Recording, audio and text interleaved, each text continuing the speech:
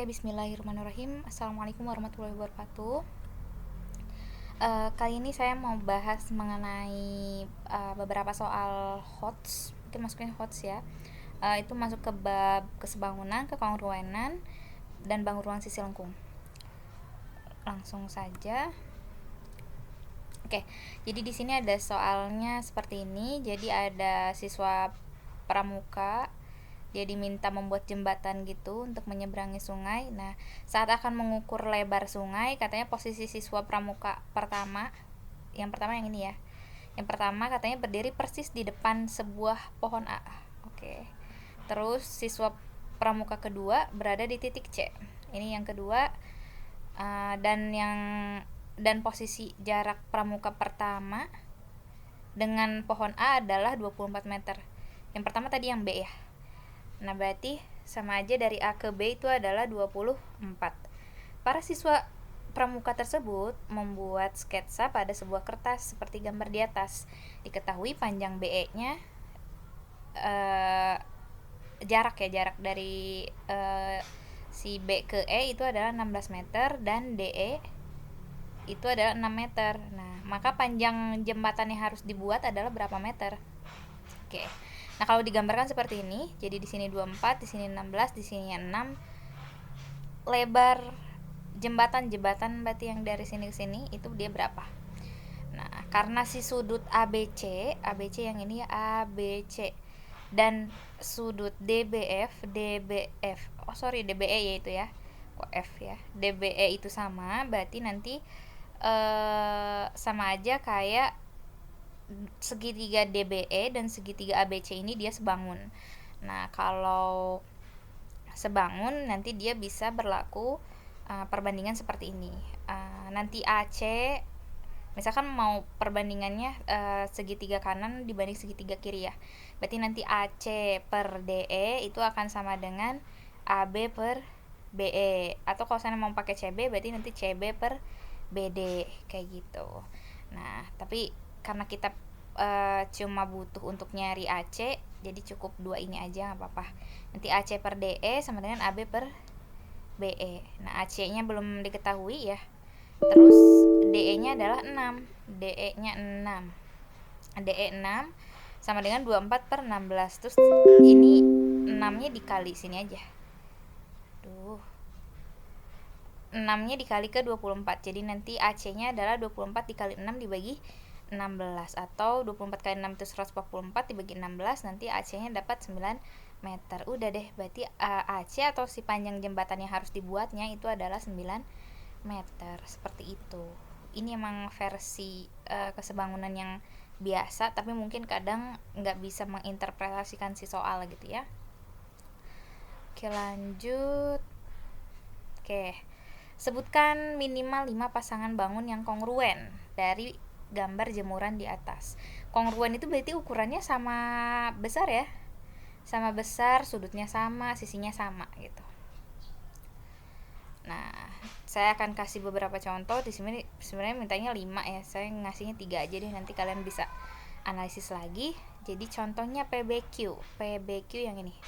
PBQ, terus ada EAF yang sebelah sini. Nah, ini akan sama dia, sama-sama segitiga. Yang satunya sebelah kanan, yang satunya sebelah kiri. Terus PQRS sama EFIH. PQRS yang PQRS. Oh, sini. PQRS sama EFIH. EFIH yang sampingnya, yang sebelahnya. Yang ininya seberang ya Allah, ngomong seberang aja susah banget. PQRS dan EFIH. Nah, itu dia pasti juga kongruen. Terus ada lagi DABC yang segi 4 yang depan ini. Nah, dia akan sama dengan yang tengah-tengahnya.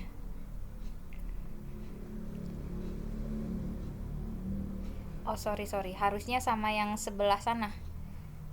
Yang ujung sana. Jadi harusnya FQ misalnya di sini nggak ada ya. Atau kalau enggak yang ini aja. ABSH nanti akan sama dengan FB mana sih?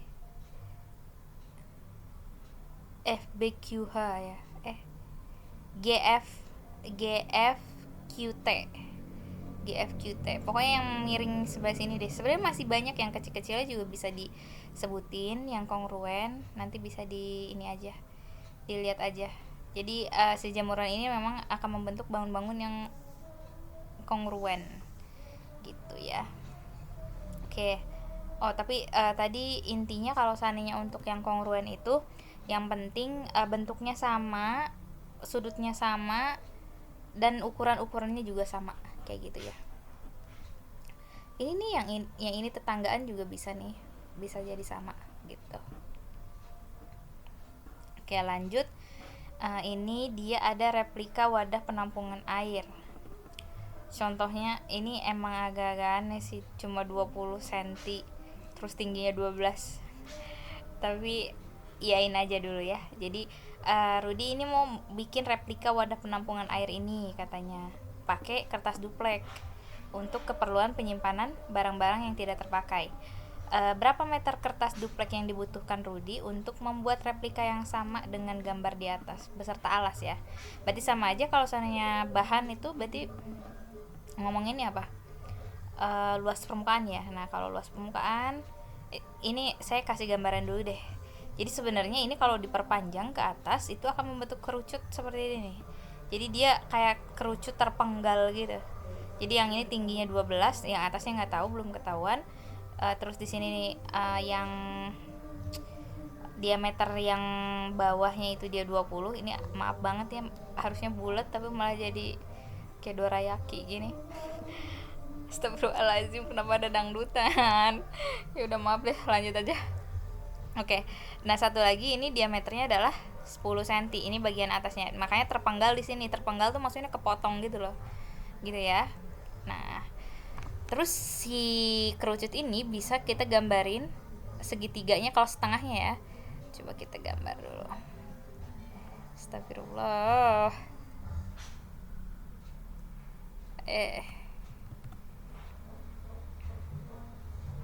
Nggak bisa ya di ando-ando gitu di sini. Nah, nanti digambarnya gini, set set set. Nah, nanti kebentuk segitiganya seperti ini nih yang sampingnya.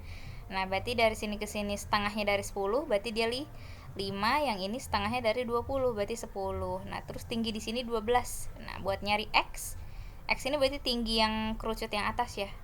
Nah, buat nyari X-nya itu bisa pakai rumus untuk kesebangunan juga ya. Jadi nanti X per X plus 12 sama dengan 5 per 10. Terus dikali silang 10-nya ke X plus 12-nya ke 5 gitu. Nah, berarti 10 kali X berarti 10X, terus nanti 5 dikali X plus 12. 10X sama dengan 5X plus 60. 5X nya pindah, jadinya 10 dikurang 5X. Jangan lupa kalau positif pindah jadi negatif sama dengan 60. Nah, nanti 5X sama dengan 60. X nya berarti 60 dibagi 5, nanti dapat 12 gitu ya. Nah, udah gitu gimana? Karena kita mau ngitung ini ya, mau ngitung luas permukaannya, kita hitung dulu yang bagian tegaknya di sini. Kalau saya gambar ini mana ya?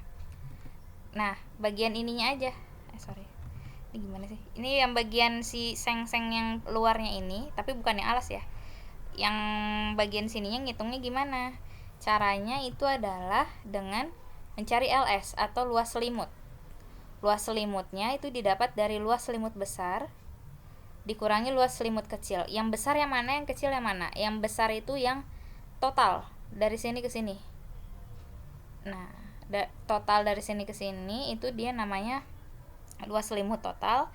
Terus luas selimut besar. Nah, nanti luas selimut kecil yang mana? Yang bagian atas, karena kita kan mau menggal sampai sini kan, kayak gitu. Oke, lanjut. Nah, kita bongkar satu-satu. Untuk luas selimut yang besar berarti kalau dilihat dari tadi ya, tingginya pasti dia 24 ya, karena hasil tadi yang 24 dapat dari ini ya. X nya 12, di sini 12, di sini 12, berarti total adalah 24. Makanya nanti tingginya 24, terus jari-jarinya setengahnya dari 20, berarti 10 ya. Nah, karena rumus luas permukaan atau luas selimut itu PRS, ini LS ya, sorry, luas selimut ya, rumusnya adalah PRS, berarti pi-nya tergantung jari-jarinya apa di sini, 10 ya, jadinya pi-nya pakainya 3,14, jadi 3,14 dikali 10, nanti S-nya dapat dari cara ngitung pakai Pitagoras. Ini pasti dia siku-siku, makanya nanti untuk Pitagorasnya nanti 24 kuadrat ditambah 10 kuadrat atau akar 676, jadi nanti dapatnya 26 cm gitu. Nah, nanti tinggal masukin 3,14 dikali 10 dikali 26, nanti hasilnya adalah 816,4 cm persegi. Sekarang yang kecil.